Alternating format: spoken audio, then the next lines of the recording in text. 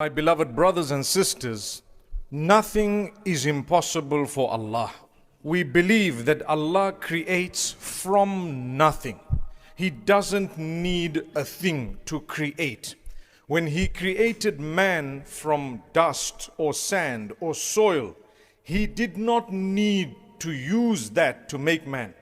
He didn't need it. He could have created us from anything else or from absolutely nothing.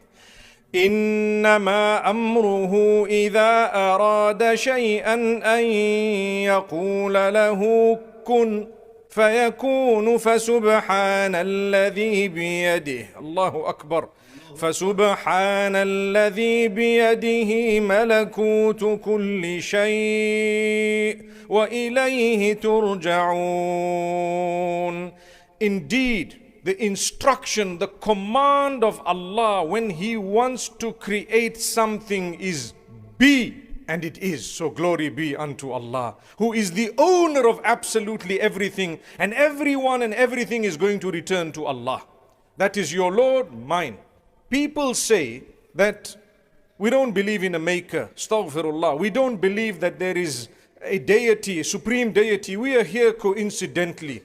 One simple evidence to prove that that is wrong in our eyes is that from the beginning of our species, Adam alayhi salam, right to the end of the species, every single one of us has many things that are uniquely his or hers, never ever repeated in the past, not repeated in the present, and will never be repeated right up to the end of time. For example, your thumbprint. Every finger of yours is uniquely yours. No one has had your fingerprint from the beginning to the end. No one shall have it. Another thing, your iris print, uniquely yours alone. They can identify you without a blunder, never a mistake in it, not one. There is no chance. If we were here coincidentally, surely coincidentally there would have been 2 or 3 people with the same iris print, right? Surely there would have been a few more coincidences that have occurred. My brothers and sisters, let's not be fooled. We believe in Allah. We believe there is a maker. We believe that He alone deserves to be worshipped, because we know on the day of Qiyamah and judgment we will be standing with our accounts in front of the Almighty, and there can never ever be a fraction of a doubt in the identity of who is this. Not at all. You did your a'mal, you did your deeds, right? Imagine if there was a doubt, was it you or someone else? That's why if your fingerprint is not good enough, your iris print. Let me tell you what else. The way exactly your hair grows and the exact way that it's all set in your head is all unique. It's just you and yours. We can go further and beyond to see the qudra and the power of the Almighty by looking at the animals. No 2 zebras have had same stripes from the beginning to the end. No 2 giraffes have had the same spots from the beginning to the end. No 2 cheetahs have had the same spots, or leopards or tigers have had the same stripes, or whatever else it may be, from the beginning to the end. فَسُبْحَانَ الَّذِي بِيَدِهِ مَلَكُوتُ كُلِّ شَيْءٍ وَإِلَيْهِ تُرْجَعُونَ. Glory be to Allah. All praise is due to Him who created absolutely everything in such beauty, such perfection. To Him returns absolutely everything. Now, my brothers and sisters, when we realize the greatness of Allah and we realize how sophisticated man thinks he is, yet it's not even the beginning of sophistication. When I was young, and I'm sure many of you, when you were younger, we used to get excited because there was a time when we would phone overseas only via an operator. When they decided to do away with the operator and you could dial yourself, we got excited. Wow, advancement. Compare that time to today. What difference is there? Subhanallah, today a press of a button and you can talk to someone, see them at the same time and hold the phone without a cable. For us it was more like something of a fantasy, or something that wasn't even there, that we couldn't even imagine would occur. May Allah subhanahu wa ta'ala grant us an understanding. And Allah says on top of that, man has been given knowledge. Without a doubt, Allah gave man knowledge. عَلَّمَ الْإِنسَانَ مَا لَمْ يَعْلَمْ. Allah taught man what he didn't know. So what did man do? Well, how many years have we been in existence? We don't even know. We can't even count. We won't even be able to go back. There is a difference of opinion. How many human beings were there? Exactly how many years ago did Adam alayhi salam be on earth? We don't know. There are estimations. Perhaps people can calculate, but certainty, no one knows. Imagine you don't even know that amount. I don't even know that. No matter how sophisticated we've become. And I tell you, over thousands of years, think of something I want to tell you today. These facilities we have are a big, big gift from Allah, but they are a responsibility as well. Do they bring you closer to Allah or do they take you away from Allah? And I tell you why. Who was the most loved to Allah from all creation? Say the name. Nabi Muhammad sallallahu alayhi wasallam. Not only him, but all the other messengers of Allah, may peace be upon them, lived at a time when there was no electricity, there was no running water, there was no internet, there was no technology that we know now, no motor vehicles, no aircraft. There was nothing of that. For Allah to prove to you and I that if that had had any value in the eyes of Allah to draw you closer to Allah in any way, shape or form, the first person who would have had it would have been who? Muhammad sallallahu alaihi wasallam. So what we have is nothing that you need to be excited about if it is drifting you away from Allah. All this facility for man. Imagine a running tap. What do? We get up and we turn on the tap.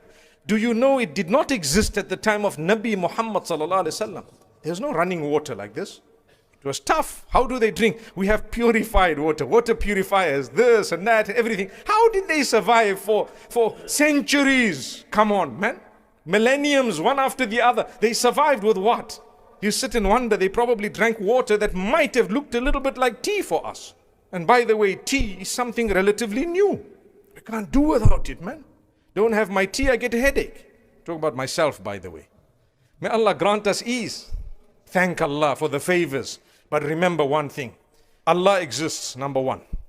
Number two, your life is very short. And so is mine. Extremely short. You have to go back to Allah. And when you go back to Allah, He's going to ask you, how did you spend your short time on earth? Tell us. You have to give the accounts. So prepare for that day. How do we prepare? Let me tell you. Each one of us has been gifted and blessed by Allah in a unique way. Every one of us has a gift of Allah. Some people, mashallah, they are extremely intelligent in one particular field. Allah gave them that. Some others, perhaps Allah gave them something else. A lot of intellect. Some people are brilliant in Quran and tafsir. Others are brilliant perhaps in something that Allah's blessed them with. A doctor, medicine, mashallah, beautiful. Someone else has a lot of wealth, for example. Someone has... Use whatever Allah gave you to earn your Jannah. Use whatever Allah gave you, uniquely yours, to enter Jannah. But don't forget the pillars of Islam and your primary duties unto Allah. Two things we need to remember. What Allah told you to do compulsorily, don't miss that. Secondly, what Allah told you to stay away from compulsorily, you stay away from that. We have no option. We must. If you falter because you're a human being, quickly turn back to Allah in tawbah, and Allah will grant you. And Allah will grant you. Do not underestimate the power of dua. I started off by saying nothing is impossible for Allah. You think you're weak. Yes, we are all weak. But that weakness, the only one who's going to eradicate it for you is Allah. When you strengthen your relationship with Allah, you will automatically eradicate your weakness. Speak to people with respect. These are all creatures of Allah. They are worshippers of Allah. You never know who is a friend of Allah. If the hadith says, Man aada li waliyan faqad adhantuhu bil harbi. Whoever has harmed a friend of mine, I've announced war against them. Who is a friend of Allah? You don't know. You never know. You would never guess who it might be. It could be a person. They would be human, obviously. But they could be anyone seated here or seated anywhere else or something. Imagine if you're harming a friend of Allah. Allah says you've announced war. We've announced war with you. Declare war against who? Allah. Why? That's my friend. So if being hurtful and harmful towards a friend of Allah would cause our own destruction, don't you think being good and being kind and being polite and reaching out and fulfilling the rights of people, perhaps they would be a friend of Allah from amongst them, wouldn't it result in the opposite? If you do something bad, you're going to face bad. And if you do something good, don't you think you're going to face goodness? So when you're kind to people, what did it cost you to be good? What did it cost you to be nice and kind? We lose our cool and we think we have the right. May Allah help us calm down. All of us, myself included. We all need a reminder from time to time to say, calm down, relax, speak to people with respect and understand that Allah is the greatest. Like I said moments ago, if something bad earns you a sin, the opposite of it, when it's good, will earn you a reward. I'll give you an example. Today, there is an officiation of a nikah after salah. Inshallah, we're all invited to attend. The hadith of the Prophet ﷺ, he says, "Fi budu'i ahadikum sadaqatan." He says, you know, when you fulfill your base desire in a halal way, you get a reward of a charity. The Sahaba were a little bit surprised, obviously, because people say, hey, I'm going to sleep with my wife basically and I'm getting a reward for it. The Prophet ﷺ, when he asked them, they asked him actually that if one of us was to fulfill his base desire, would he really get a reward for that as of a charity, as a sadaqah, as a reward? So the Prophet ﷺ said, do you see if someone did haram in terms of zina or adultery, would he earn a sin? They said, yes, he would. Well, if he earned a sin to do it in the wrong way, he would earn a reward to do it in the right way. Subhanallah. That's Allah. That is Allah. The mercy. My brothers and sisters, one of the methods that Allah uses to bring us closer to Him is by inflicting us with something we perceive as negative. If you take a look at the world, there will be uncertainty. Why? Allah wants you to turn to Him. There's no other reason. There will be anxiety. Why? Allah wants you to do better in your relationship with Him. There's no other reason. There will be health problems. Look at this virus that came in. What was the purpose that it came in? There's only one purpose. There's no other purpose. Allah wants you to come closer to Him. No other reason. Nothing. Allah wants you to mend your ways, to turn to Him. When you don't know what's happening in your business, or there's anxiety or a massive loss or something burned down totally, there is only one reason for a mu'min. Allah wants you to come closer to Him. And if you came closer to Allah because of any one of those things or anything negative, wallahi, it was the blessing of Allah and it's the mercy of Allah and the gift of Allah. If your leg was amputated and that made you repent to Allah, what was that? What was that? That's the mercy of Allah. But if Allah blessed you and gave you and did everything for you and you passed with flying colors and you've got authority and you've got good looks and you've got lots of knowledge and you've got lots of this and whatever else it may be, if that drifted you away from Allah, it cannot be the mercy of Allah. So understand the favors of Allah and let it bring you closer to Allah. How do I come closer to Allah? I do better in my salah. I do better in my tilawah of the Quran, which is the book of Allah. The most powerful word in existence is Kalamullah. How much do you read? Do I read a day? I can do better. I read one page, I will do two. I read one juz, I will do two. I do two juz, I'll do three. I do one page, I'll read the meaning as well. I'll do something more. If you improve your relationship with the Quran, that's a big blessing. It's improving your relationship with Allah. So my brothers and sisters, when Allah wants something from you, He puts a test in your life. When He puts a test in your life, draw close. Don't worry. You're not the first person who is sick. You're not the first person who is ill. May Allah grant shifa to all those who are sick and ill. You're not the first person who is suffering the loss that you are suffering. No. There were millions before you and millions after you. You are one only to Allah. He loves you. He wants you to come. So naturally a mu'min who has some iman will then realize, you know what, I need to turn to Allah. Let me raise my hands for Allah. Let me make tawbah. Let me change my life Let me do something better. This is Allah calling me, literally calling me through these issues. And I promise you, the doors begin to open one after the other. Never give up on dua. Nothing is impossible for Allah. Look at what Allah says in the Quran. He is the one who responds to the one in distress. Who is there besides Allah who will respond to the one in distress? I've known of people who were perhaps given a short time to live by medicine and the medical fraternity based on their experience. 6 years on and they are alive and healthy and well. Why? أَمَّنْ يُجِيبُ الْمُضْطَرَّ إِذَا دَعَاهُ وَيَكْشِفُ السُّوءَ وَيَجْعَلُكُمْ خُلَفَاءَ الْأَرْضِ. Who is there besides Allah who responds to the one in distress when he calls out? You are totally helpless and you say, oh Allah, there is nobody and nothing and not me and not any power on earth that can help me right now besides you, oh Allah. Allah says, I listen to that. I listen to that and I respond immediately. And He is the one who makes us inherit the earth. Allah says, ilahum ma'allah. Is there any deity besides Allah? It's Allah alone. قَلِيلًا مَا تَذَكَّرُونَ. So we turn to Allah. Let's invest in our relationship with Allah.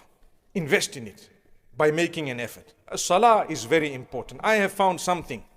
If you want your life to change, 5 salah. And you do it enthusiastically, happily, come a little bit early, fulfill your salah and go back. That salah itself will help you to stay away from haram. It will increase your goodness. It will increase barakah in your family. And the same way you invest in your relationship with Allah, you must invest in your relationships within your families. You have a wife. You have, for example, brothers and sisters, your parents, your children. You need to invest in the relationship, your time, your effort. You need to teach them a word of goodness, or you need to at least mention brilliant words. When you invest in a relationship, it will blossom, starting with Allah and then everyone else. Don't think I'm suddenly going to have a good relationship with my children or with my spouse when you barely talk to them. In the new generation, we have to speak some beautiful, sweet words to our spouses every day. Very few take heed. May Allah subhanahu wa ta'ala grant that to us. If you don't, it's like a little qiyamah. Yes, you know how it is. The new generation, you have to talk. You have to say things because this is an age of social media. It has so many negatives, but it has positives too. But unfortunately, we're drowning in the negatives. That's a fact of life. And that's why we remind each other, invest in your relationship with Allah. Put away a little bit of this stuff. Talk to Allah, communicate with Him, fulfill your salah, beautiful gift of Allah. And secondly and lastly, make an effort with the Quran. I said it already and I'm saying it again. Make an effort. You will find something amazing. تعرف إلى الله في الرخاء يعرفك في الشدة. I found this is something powerful. Get acquainted with Allah during your days of ease. Get close to Allah when nothing is wrong in your life. Everything is smooth sailing. Then go close to Allah. So, what will happen? When the days are tough for you, Allah will come to you. Subhanallah. My worshipper. Yunus alayhi salam, it is reported that when he was down in the belly of the fish, in the darkness of the water, at the bottom, darkness, the angels were saying, oh Allah, the one who does your tasbih with a beautiful voice every day, today the same voice is calling from a totally different place seeking your help. What miracle happened? The fish spat him out. He came out. He was not even proper in terms of his skin and so on. Allah helped and he was cured and everything happened. Something impossible today, when you tell people, they might think this is a fairy tale. Wallahi, we have yaqeen. It happened. It is true. That's Allah. It's in the Quran. It's in the previous books too. Our version is the correct one. Why? Because Allah says there, فَلَوْلَا أَنَّهُ كَانَ مِنَ الْمُسَبِّحِينَ لَلَبِثَ فِي بَطْنِهِ إِلَى يَوْمِ يُبْعَثُونَ. Had he not been from among those who constantly engaged in tasbih, he would have remained in the belly of the whale until forever. What does that mean? Because he was close to Allah during days of ease, at a time of difficulty and hardship, here's Allah. Allah throws His rope to you straight away. I guarantee you, in your life and in mine, that is Allah. Inna wa'dallahi haqq. When Allah promises you something, there's no doubt. Yes, it's His timing, not yours. You might make a dua, say, but Allah's not hearing. Don't even think that. Allah will give you when the time is right. Every minute of delay is an absolute blessing. May Allah Almighty grant us all goodness.